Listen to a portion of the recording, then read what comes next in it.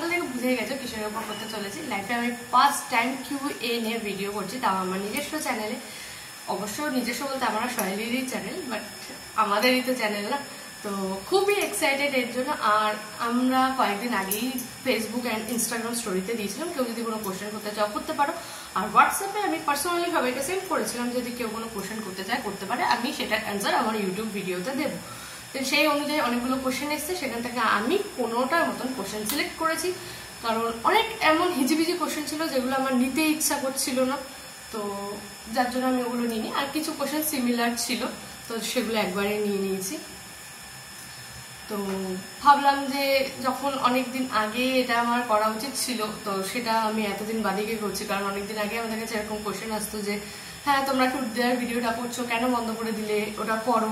ওটার মাধ্যমে আমরা অনেক কিছু জানতে পারতাম, আমাদের ভিডিওটা খুব ভালো লাগছিল। তো ওটা আমাদের পক্ষে শৈলীর আমার পক্ষে একটু অসুবিধা হচ্ছিল দেখে আমরা বন্ধ করে দিই। দেন সবার যখন এত ইনকোয়ারি রিটার্ন দেওয়া নিয়ে ভাবলাম একটা কিউএনএ আনি, তো যার জন্য এই ভিডিওর সব কিছু করা। তো যাই হোক, তো চলো বেশি দেরি না করে শুরু করা যাক। আর এটার জন্য আমি অনেকদিন ধরে এক্সাইটেড ছিলাম। আর তোমাদের দেখিয়ে দিয়ে দেখো, এই যে কোশ্চেন। আমি জানি না বুঝতে পারছো কিনা, আমি বুঝতে পারছি না যে তোমরা বুঝতে পারছো কিনা। তো চলো শুরু করা যাক। তো ফার্স্ট কোশ্চেন করেছে নানা দেন আমার ফ্রেন্ড সহেলি, তোর লাইফে বেস্ট এক্সপিরিয়েন্স কি? আমার লাইফের বেস্ট এক্সপিরিয়েন্স হচ্ছে আমার মা হওয়া। আমার মা হওয়াটা আমার লাইফে সব থেকে বেস্ট এক্সপিরিয়েন্স। এটা যে কোনো মেয়ের কাছেই বেস্ট এক্সপিরিয়েন্স হবে, তো আমার কাছে লাইফের বেস্ট এক্সপিরিয়েন্স মা হওয়া। আর হ্যাঁ, তোমাদের একটা কথা বলে রাখি, পাম্প চলছে বাড়িতে, প্লিজ ব্যাকগ্রাউন্ডটাও ইগনোর করো। আর ব্যাকগ্রাউন্ডের যে নয়েজটা আছে ওটাও ইগনোর করার চেষ্টা করো। তো দেন কোশ্চেন করেছে আমার যা। তো কুহেলি কোশ্চেন করেছে, তুমি এই জীবনে কি কি করতে পারোনি বাট করতে চাও, আফসোস আছে? হ্যাঁ, আমি জীবনে অনেক কিছু করতে পারিনি। অনেক কিছু বলতে মানে আমি এখানে বলে সেটা বোঝাতে পারবো না। অনেক কিছু হয়তো আমি হতে চেয়েছিলাম একটা, হয়েছি। আর একটা হয়তো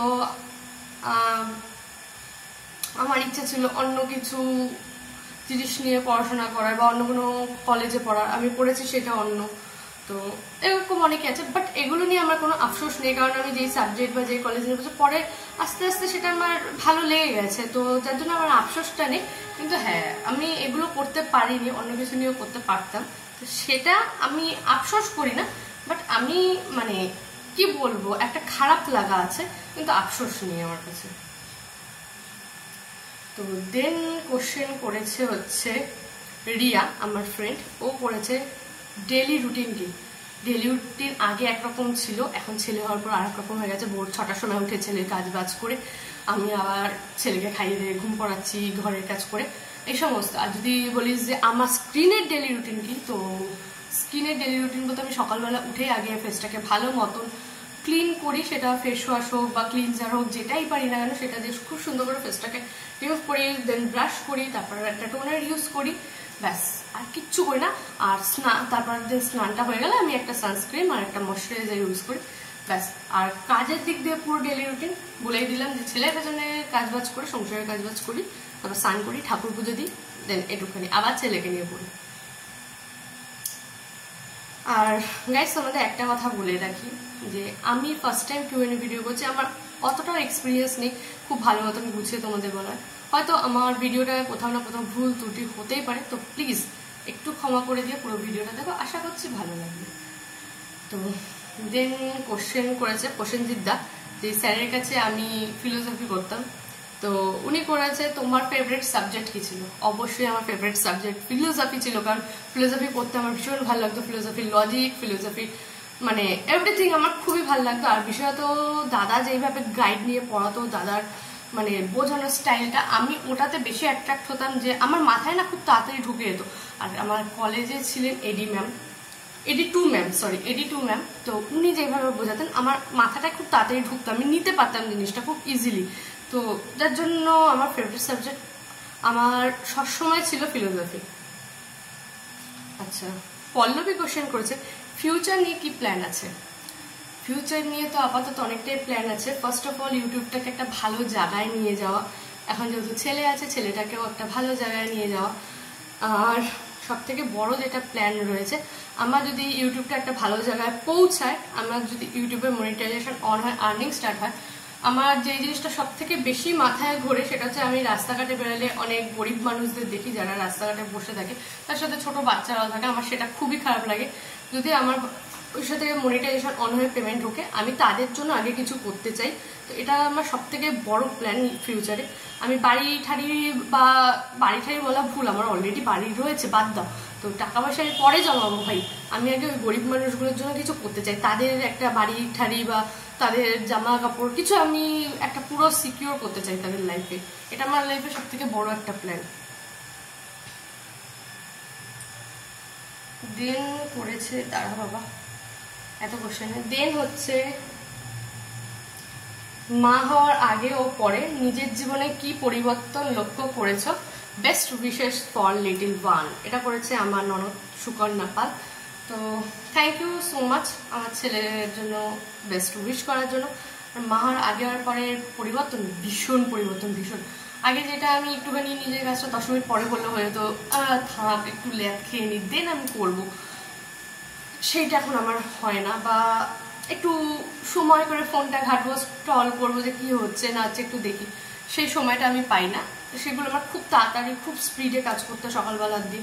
দেন তারপর ফোন ঘাটা তো ঘুমানোর পরে, কারণ আমি চাই না যে ওর সামনে আমি ফোনটা মানে ঘাটি সেটাও বারবার দেখুক।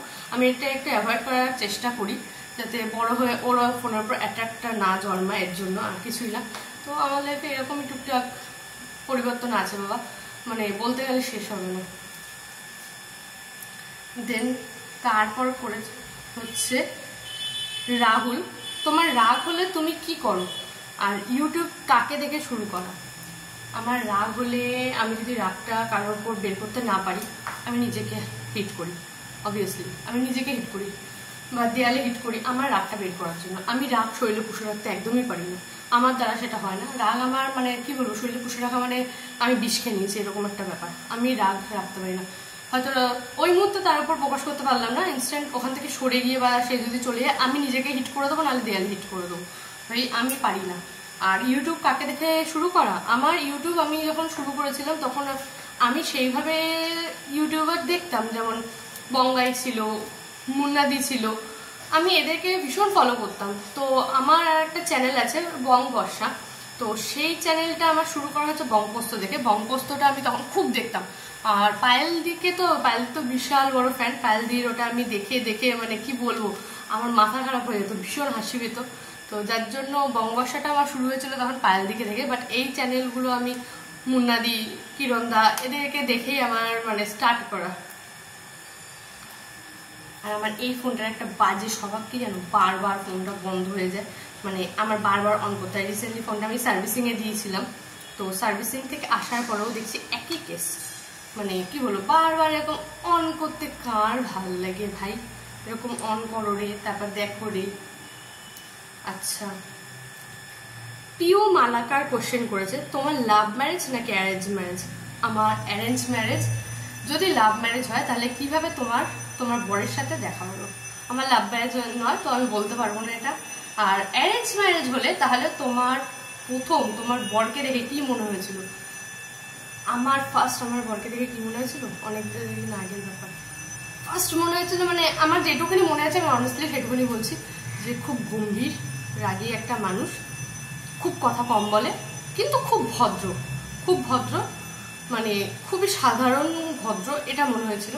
তো পরে যখন আমার সাথে দেখতে এসে তারপর আমি যখন একটু কথাবার্তা বলি তখন বুঝতে পারি না রাগী, বাট অতটাও না, মানে ওইটা মানে খুব রাগী কথা বলবে না সেটা না, আমার সেটা মনে হয়নি তখন।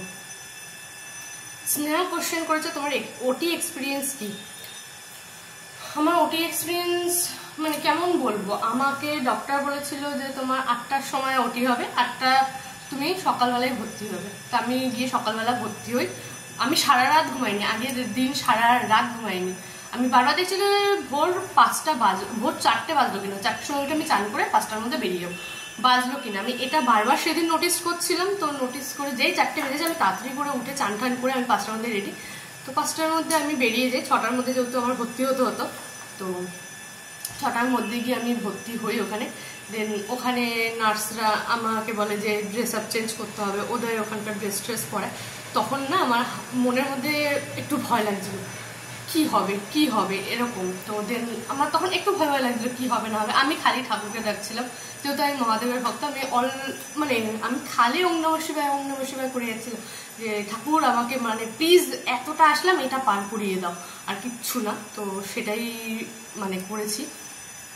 দেন তারপর তো 8টার একটু আগে আমাকে নিয়ে যায় ওটি রুমে। ওটি রুম দেখে তো আমার তার আগে ফ্যামিলির সাথে মিট করিয়েছিল, বাট ওটি রুমে ঢোকার সময় না আমার মনে যেন প্রেশার বেড়ে যাচ্ছে, এরকম একটা ব্যাপার হয়েছিল। তো কি বলবো, খুবই ভয়ানক একটা এক্সপিরিয়েন্স ছিল আমার ওটি রুমে। তো দেন দেবাকর কোশ্চেন করেছে তোমার বয়স কত বছর বয়সে তোমার বিয়ে হয়েছিল। আমার এখন রিসেন্ট এজ হয়েছে 24 চলছে রানিং, আর আমার 19+ বিয়ে হয়েছিল। তোমার ছেলের ভালো নাম তো শ্রিয়ান, তাহলে তোমার ছেলের ডাক নাম কি? কোশ্চেন করেছে মো। আচ্ছা, আমার ছেলের ডাক নাম হচ্ছে মেঘ। আমার ভালো নাম যেহেতু বর্ষা, তার জন্য ওর ডাক নাম দিয়েছি মেঘ। আচ্ছা, সোনাই কোশ্চেন করেছে তোমার ছেলেও কি খাওয়া নিয়ে খুব জ্বালায়? হ্যাঁ গো, আমার ছেলেও খাবার খাওয়া নিয়ে খুব জ্বালায়। আমি দুপুরবেলায় 1টার সময় খাওয়াতে বসি, আমার ওটা 2টো 2:30 বেজে যাবে। কি করবো, কিচ্ছু করার নেই। আমার ধৈর্যটা আগে ছিল না, একে খাওয়াতে ধৈর্যটা নিজের মতো তৈরি হয়েছে। মাঝে মাঝে এত রাগ উঠে যায় না, কি বলবো, তখন মনে হয় একটা মেরে দিই। বা আমি তো যখনই দেখি খাওয়া নিয়ে বায়না করছে খাচ্ছে না, আমি বকাই দিয়ে দিই ভাই, আমার সহ্য হয় না। আচ্ছা, দেবাদ্রিতা কোশ্চেন করেছে তোমার সাথে দাদার ঝামেলা হলে তুমি কি করে তখন জিনিসটা হ্যান্ডেল করো? করি না, আমি হ্যান্ডেল করতে পারি না ভাই। ব্যাপারটা কি আমি তোমাদের বলছি, যখন দাদার সাথে ঝগড়াটা হচ্ছে, ইনস্ট্যান্ট আমিও দাদার সাথে তর্কাতর্কি আমার লেগে যায়, আমিও খুব হিট হয়ে যাই। তো তখন আমার সাথে দাদার তর্কাতর্কিটা কি বলবো লেগে যায়। আমি দাদাকে কুল করার জায়গায় দাদাকে আরো হিট করে দিই। তো স্বাভাবিকভাবে ঝগড়াটা অনেকক্ষণ চলতে থাকে। দেন তারপরে গিয়ে ওর মতন ভাবে রাগটা কমে, আমি আমার মতন ভাবে রাগ কমে। আমি হ্যান্ডেল করতে পারি না বাবা। আচ্ছা, দেন করেছে পিয়ামালি কোশ্চেন করেছে তুমি ছেলে হওয়ার আগে জানতে যে তোমার কি হবে, নাকি ওটি রুমেই জানতে পেরেছো? এটা কিরকম কোশ্চেন? এই কোশ্চেনটা নেওয়ার একটাই আমার কারণ, এই কোশ্চেনটা আমি নিতাম না। আমার কোশ্চেনটা নেওয়ার একটাই কারণ হচ্ছে, কেউ আগে থাকতে জেন্ডার দেখতে চায় না ভাই। যারা একদম ভাবে যে হ্যাঁ আমার ছেলেই লাগবে বা মেয়েই লাগবে, তারা একমাত্র জানতে চায়। আমি তো এরকম করিনি। যারা এরকম করে আমি মনে করি তাদের খুব নিচু মানসিকতা, কারণ আমি এটা করি না। আমি কাউকে এটা সাপোর্টও করি না যে আমি বাচ্চা হওয়ার আগেই জানবো যে কি হচ্ছে না হচ্ছে। হ্যাঁ, অনেকে থাকে একটুখানি যে কি হবে না হবে, কিন্তু আমার মনে হয়েছিল, কিন্তু আমি এসব করিনি। আমি ওটি রুমে একবারে দেখেছি যে আমার ছেলে হয়েছে, ব্যাস, আর কিছুই না। এসব কি বলবো, আমার পছন্দই না এসব ফালতু জিনিসপত্র। তারপরে কোশ্চেন করেছে গুড্ডু তোমার শ্বশুর বাড়িতে কে কে আছে এবং তোমার বর কি করে? আমার শ্বশুর বাড়িতে আমি, আমার হাজব্যান্ড, আমার ছেলে, শ্বশুর শাশুড়ি, আর কেউ নেই। আমার হাজব্যান্ড গভর্নমেন্ট জব করে, আর কিছুই না।